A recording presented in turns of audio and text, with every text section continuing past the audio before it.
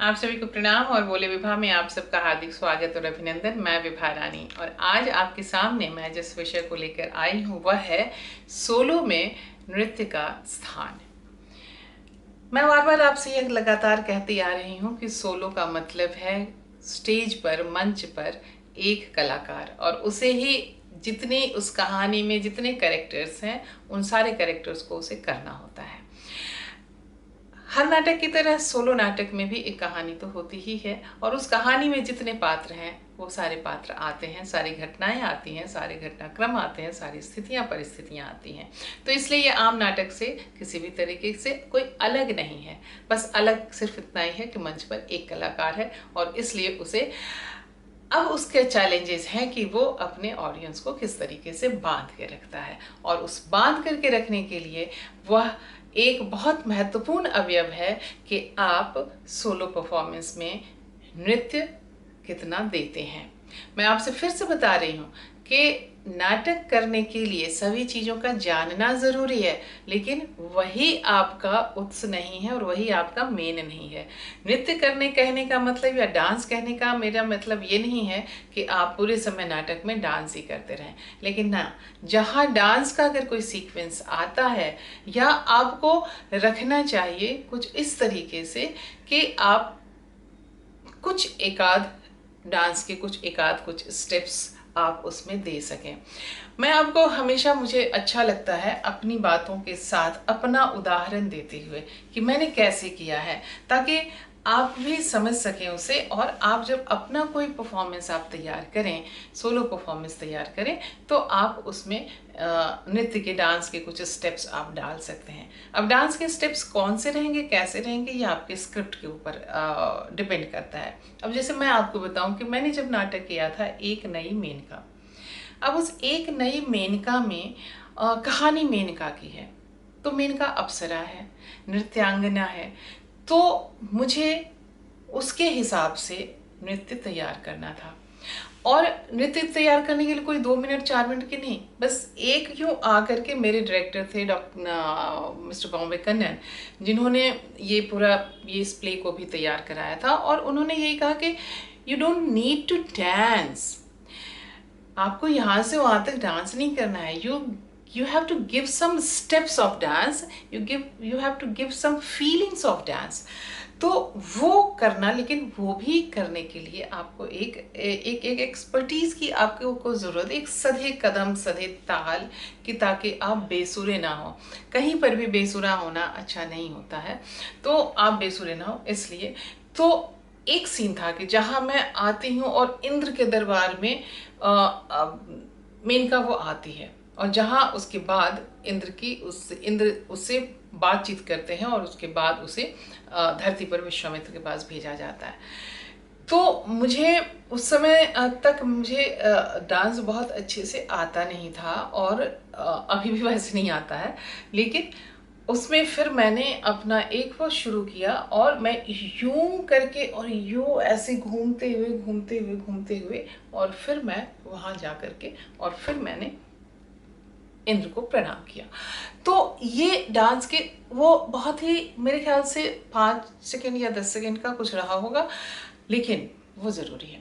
उसके बाद जब उसमें ही मैंने आज के एंगल दिखाने शुरू किए, तो उसमें मैंने मॉडर्न, बिल्कुल वो कैबरे का इनका भी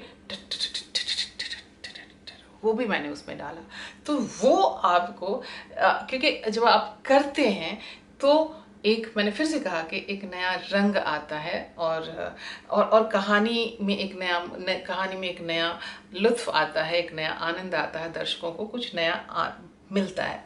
वैसे ही जब मैं आपको बताऊं कि जब मैं भिखारिन नाटक कर रही थी, तो भिखारिन में कहानी है कि उससे भिखारिन के पास उसका एक बेटा है।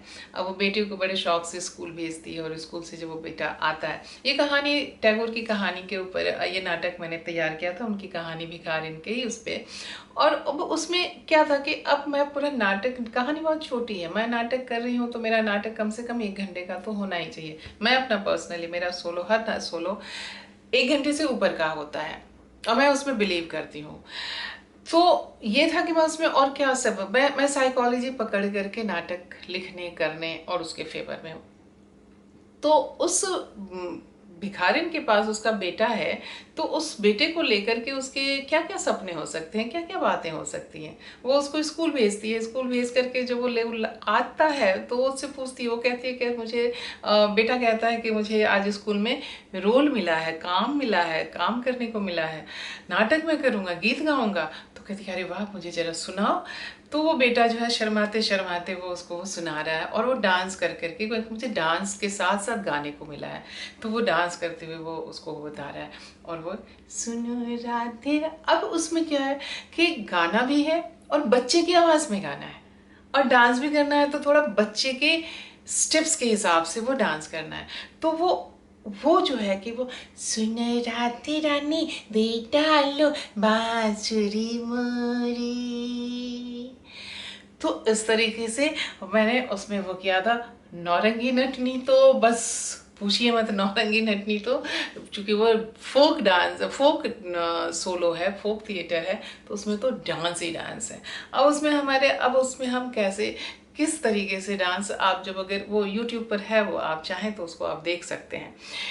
तो उसको करना, कहने का ये मतलब, मैंने शायद पहले भी इसके बताया कि नाटक में अपने स्टेप्स को, हम नाटक में, चलिए हम डांस नहीं भी करेंगे तब भी नाटक में मूवमेंट तो हमारे होंगे, तो उन मूवमेंट्स को साधने के लिए, उन मूवमेंट्स को एक लय देने के लिए हमने डांस सीखा था। हमने 2-3 साल भरतनाट्यम सीखा था। अब मैं वो और वो मैं, आप कहेंगे कि भरतनाट्यम करो, तो वो मैं नहीं कर सकती हूँ, लेकिन वो बेसिक चीज़ें जो हैं वो मैंने सीखी थी। और ख़ास करके नौरंगी नटनी पे डांस करने के लिए मैंने जो है, हमारे एक मित्र हैं सुबोध पोद्दार जी, बहुत अच्छे आर्टिस्ट हैं, उन्होंने ओडिसी नृत्य सीखा हुआ है। वो भी अपने आर्ट को आज मैंने फिनिश करने के लिए, कि उसको पॉलिश करने के लिए उन्होंने सीखा था, और इसके लिए मैंने उनसे जाकर के कुछ स्टेप्स सीखे थे, उन्होंने मुझे सिखाए थे वो स्टेप्स। तो ये है कि आप अपने सोलो परफॉर्मेंस को कितना एनहांस करना चाहते हैं, कितना कन्विंसिंग करना चाहते हैं, कितना इंटरेस्टिंग बनाना चाहते हैं, उनके लिए तो डांस के स्टेप्स अगर आप जहाँ भी डालते हैं, जिस मैंने आपको बताया है कि बिंब प्रतिबिंब में मैंने वो किया था, बिंब प्रतिबिंब में उसमें भी कुछ डांस के स्टेप्स मैंने किए थे। समाधि भाई राम सिंह में, उसमें तो चूंकि पूरा का पूरा नाटक ही एक सटायर है, व्यंग्य है, तो उसमें सारी चीज़ें जो हैं वो वैसे ही, उसमें डांस भी वैसे ही आते थे, गाने भी उसमें वैसे ही आते थे, और बल्कि यूं कह लीजिए कि जो प्रचलित गाने हैं उनको थोड़ा सा एग्जैजरेट करके भी मैंने उसमें वो गाया था, और डांस भी उस हिसाब से था। इवन हमने, मेरा एक प्ले है, ये आओ तनिक प्रेम करें, डुएट प्ले है, उसमें भी मैंने डांस के स्टेप्स रखे थे कि जहाँ पे दोनों पति पति जबरदस्ती उसको पकड़ के लेके आता है कि चलो चलो डांस करते हैं, कि रेडियो पर, टेलीविज़न पर एक गाना बजा है, बचपन के दिन भुला न देना, और उस पर फिर वो दोनों डांस करते हैं। बचपन के दिन भुला न देना, आज हंसे कल रुला न देना, ओ बचपन के दिन भुला न देना। तो इस तरीके से सोलो में, जब आप सोलो परफॉर्म कर रहे हैं, तो सोलो में आप सोचिए कि कहाँ पर हम डांस के स्टेप्स डाल सकते हैं।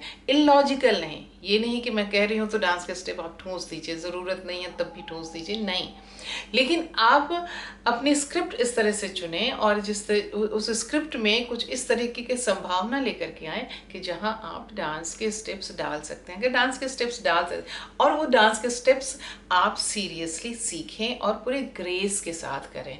ये नहीं कि बस करना है तो कुछ भी कर दिया, आप एग्जैजरेट भी कर रहे हैं तो उसमें भी ग्रेस होना चाहिए, उसमें भी आपके स्टेप्स सधे होने चाहिए, और वो सब जब आप करते हैं तो डेफिनेटली आपका परफॉर्मेंस जो है वो एनहांस होता है, इंटरेस्टिंग बनता है, और आपको करने में मज़ा आता है। जब आपको करने में मज़ा आएगा तो सामने देखने वाले को भी मज़ा आएगा।